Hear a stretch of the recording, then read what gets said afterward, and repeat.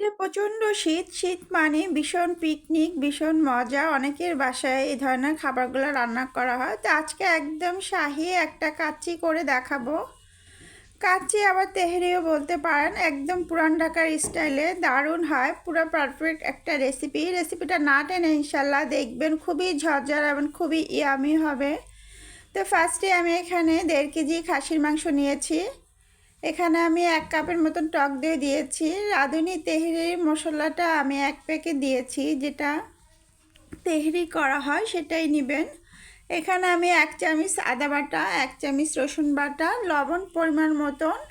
আর পুরোটা রান্নায় কিন্তু আমি সরষের তেলে করব।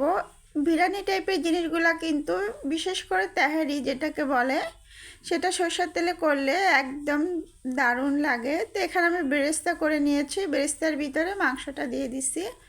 মাংসটার ভিতরে কিন্তু আমি 1 ফোঁটাও পানি দিইনি, এই পানিতেই পুরো ঝোলটা শুকিয়ে ফেলবো। তো আমি অন্য চুলায় ওটা বসিয়ে দিয়েছি। এখানে আমি শাহি এই জন্যই বলছি, এখানে শাহি জিরা 1 চামচের মতন দিয়েছি,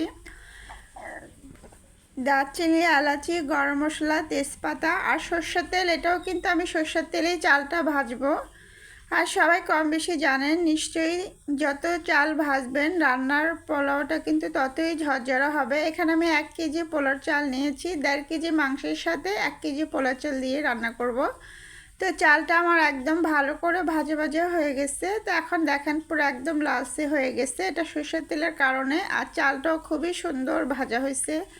চালটা আপনি যত সুন্দর ভাজা হবে তেহারিটা কিন্তু ততই ঝরঝরা হবে, আবার সফট হবে খেতে। তো এই জন্য আমি ভালো করে নেড়ে 5 মিনিট ভেজে নিচ্ছি। তো ভাজাটা আমার কমপ্লিট হয়ে গেছে, এখন পানিটা দিব। আমি 1 কেজি চালে আমার এটা আধা কেজি পট, এটাতে আমি 4 পট দিব। কম মনে হলে 5 পট দিবেন, আপনারা অবশ্যই আপনাদের আন্দাজ মতন দিবেন। পোলাওটাই কিন্তু মেন, পানিটা বিশেষ করে পানিটা পারফেক্ট হলে অবশ্যই তেহারি হোক, খিচুড়ি হোক, পোলাও হোক, যে কোনো জিনিসই কিন্তু সুন্দর ঝরঝরা হয়। পানির উপরেই কিন্তু সব থেকে নির্ভর করে কতটা টেস্টি হবে খাবারটা, কারণ বেশি নরম হলেও ভালো লাগবে না, বেশি শক্ত হলেও ভালো হবে না। এই যে আমি অন্য চুলায় কিন্তু আমার মাংসটা ছিল একদম পানি শুকিয়ে গেছে। আমি এখন চালের ভিতরে, চাল যখন আড়া অর্ধেক হয়ে গেছে এই পর্যায়ে আমি এখন মাংসটা ঢেলে দেব। তো এই পর্যায়ে দিলে হয় কি, দেখা যায় একদম আপনার পোলাওর সাথে কিন্তু ভালো করে মিক্সড হয়ে যায়। অনেকে হয়তো একদম পানি শুকিয়ে দেয়, তখন কিন্তু চালের ভিতরে মাংসেরও কিন্তু আলাদা একটা ফ্লেভার, মশলা সব কিছু মিলিয়ে একটা ফ্লেভার থাকে, সেটা পুরোপুরি একদম পোলাও চালের ভিতরে ঢুকে যায়। তো যখন পোলাও চালটা আড়া সিদ্ধ হবে তখনই কিন্তু মাংসটা ঢেলে তখন কিন্তু মিশাতেও সুবিধা হয়। পরে মিশাতে গেলে ভালো করে মিশেও না চালের সাথে।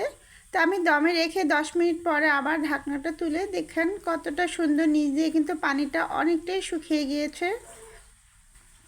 তো আমি এখন ভালো করে নেড়ে আবার ঢাকনা দিয়ে 10 মিনিট পরে দমে রেখে তারপরে দেখব। চুলার আঁচটা কিন্তু এই সময় একদমই লো হিটে রাখবেন। তো এখন দেখেন চালটা কিন্তু অনেকটাই সিদ্ধ হয়ে গেছে, জাস্ট 10 মিনিট দমে রেখে তারপরে আপনাদেরকে আবার দেখাচ্ছি। আমি আসলে ব্যস্ততা শহরে সবসময় সহজ করে বাসায় থাকা অল্প জিনিস দিয়ে কিভাবে রেসিপি করা যায় সেটাই সবসময় ট্রাই করি। তো ভালো লাগলে অবশ্যই আমার আইডিটা ফলো করে পাশে থাকবেন এই ধরনের নিত্য নতুন ভিডিও দেখার জন্য। আর কেউ আমার ইউটিউব চ্যানেল থেকে দেখে থাকলে অবশ্যই চ্যানেলটা সাবস্ক্রাইব করে পাশে থাকবেন, যেন আমি যখনই কোনো রেসিপি দিই যেন আপনারা দেখতে পারেন। তো এই যে দেখেন কতটা সুন্দর এবং কতটা ঝরঝরা হয়েছে। বিশেষ রিকোয়েস্ট, খুবই কিন্তু নর্মাল ছিল, খুবই সিম্পল ছিল, খুব সহজে রান্না করে ফেলতে পারবেন। দেখেন কতটা সফট হয়েছে।